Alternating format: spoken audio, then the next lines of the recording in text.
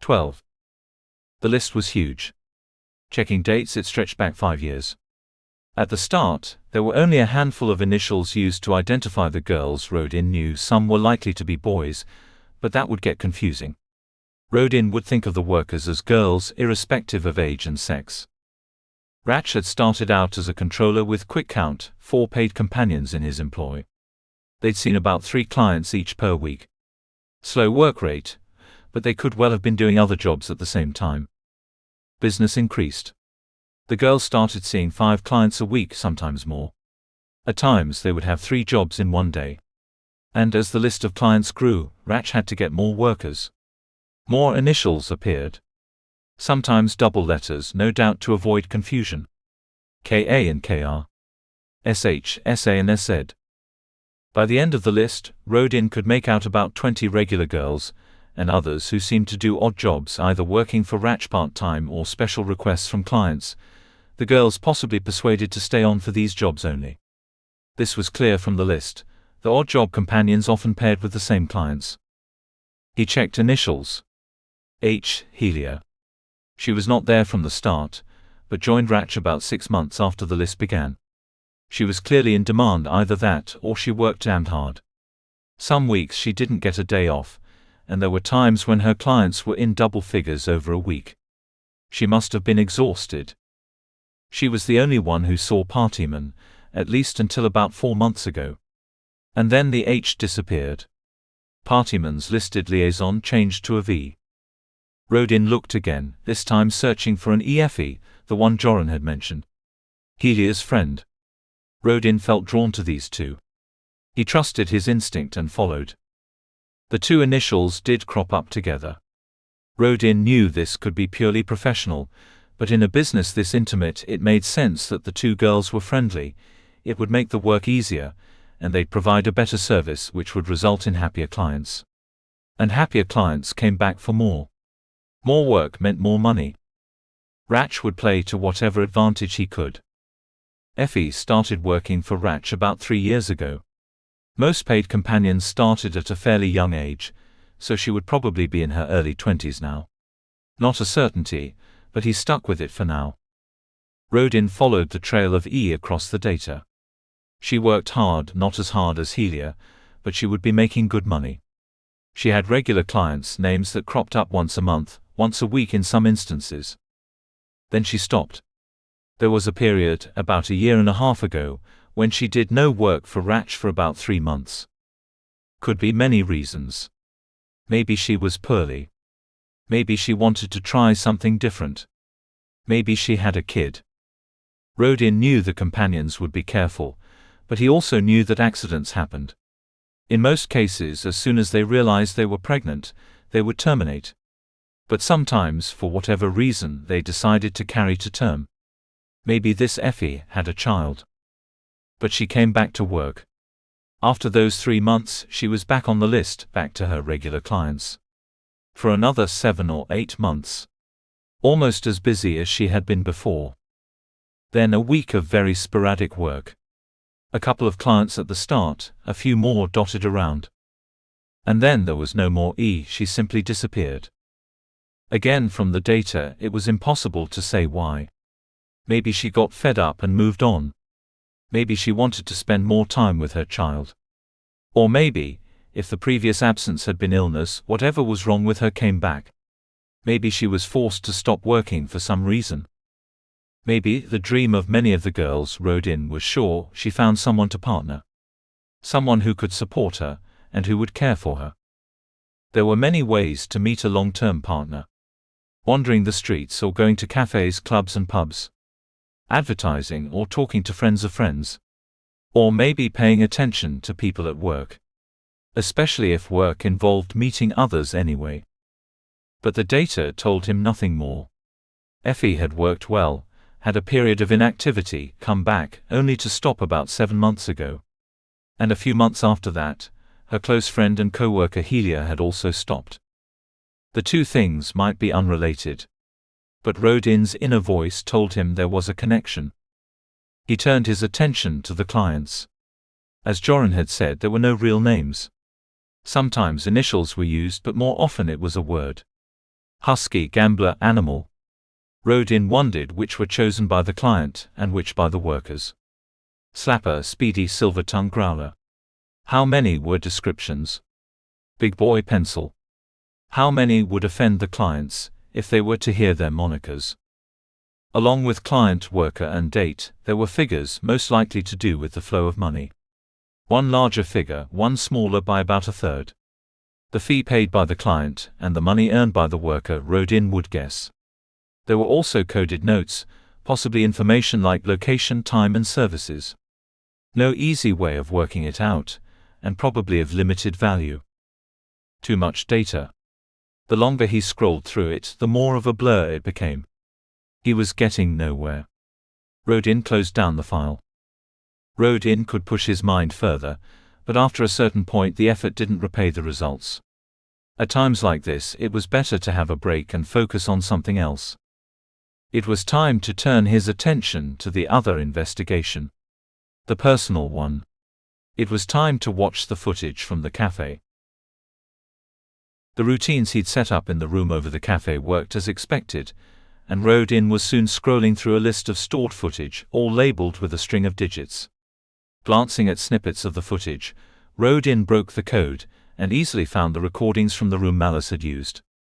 A quick data dump later, and complete recordings from the last month were sitting on Rodin's screen. He set up the motion detection scan, and the footage ran through faster than he could watch, the time display in the corner a blur. There was occasional movement as people entered and left the room, but Rodin let it pass for the moment. The scan would tag any footage showing movement, no matter how slight. Unless a body was dead, any person in the room would trigger the code. It took about 5 minutes, during which time Rodin had made himself a drink, coffee, instant black. It wouldn't taste too good, he didn't get good stuff unless he was out, but it was better than nothing. Something to do while he watched. He jumped to the meeting between himself and Malice, studying the man as the footage played, hearing the sound through headphones, focusing on anything he may have missed. There wasn't much. Some facial movement whenever he turned away, enough to tell Rodin that Malice didn't like him, and considered the mercenary beneath him. Rodin could cope with that. The feeling was mutual. Malice was guarded. He might not always lie, but neither did he tell the whole truth. He only said what he needed to. Rodin knew he was covering something up. He ran the footage back and reached a point earlier in that day.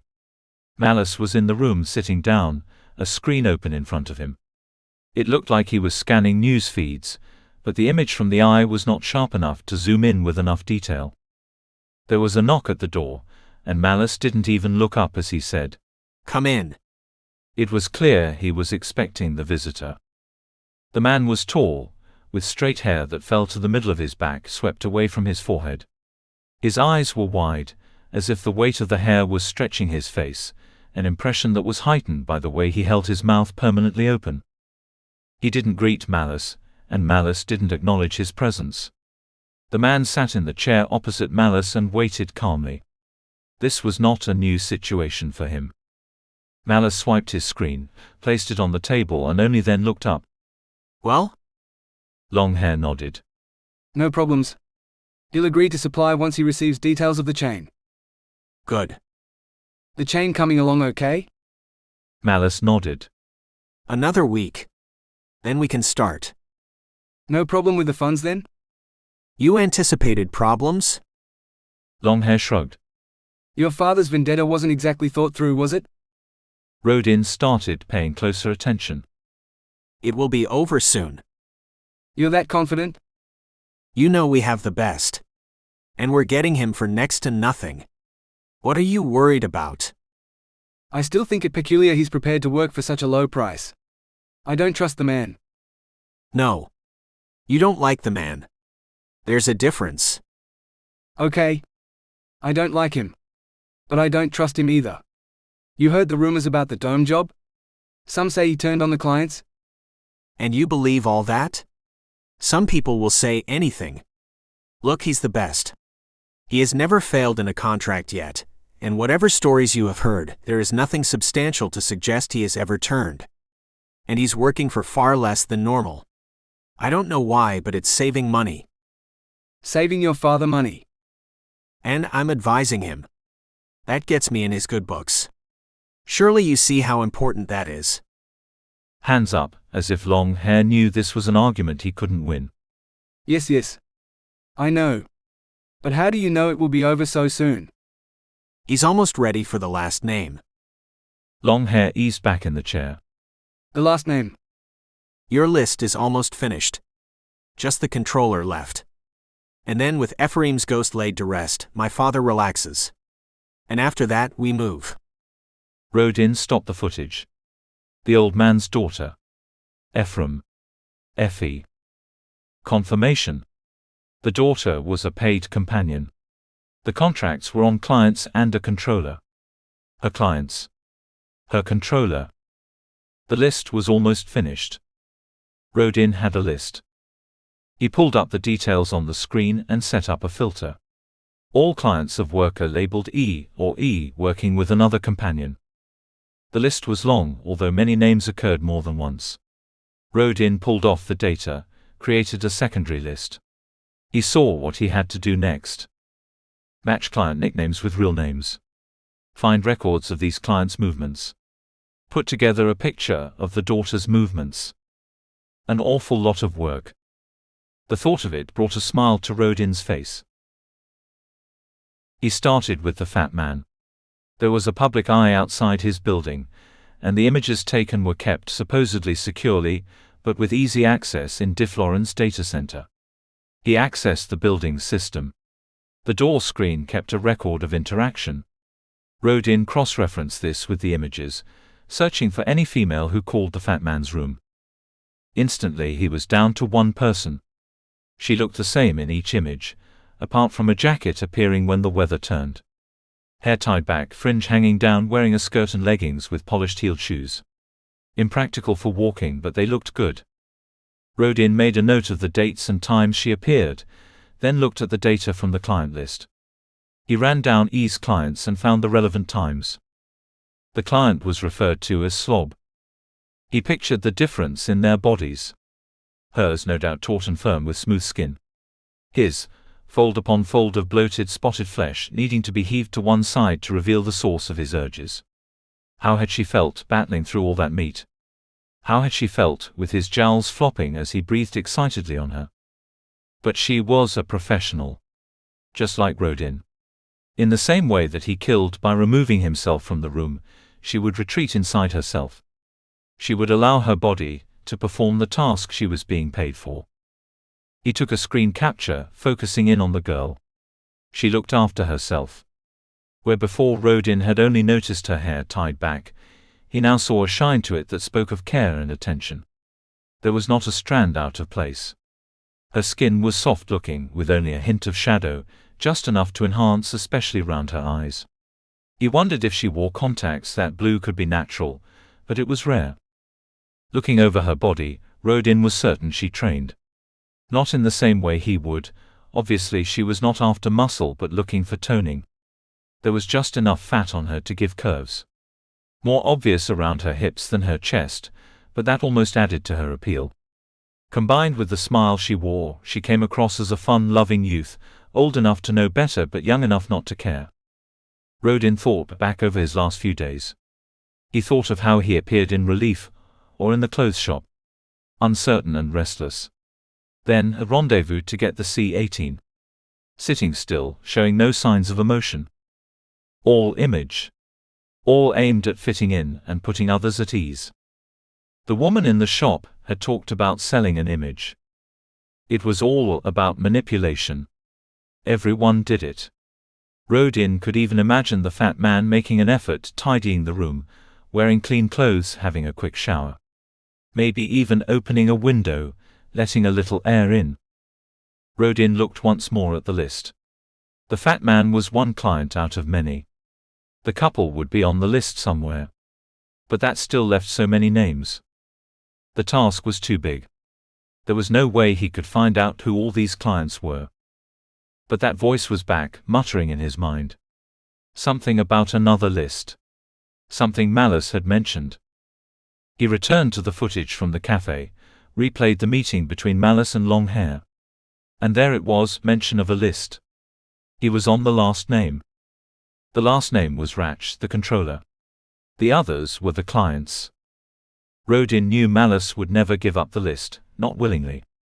And if Rodin went in strong, it would mess up the whole contract. But Longhair knew of the list.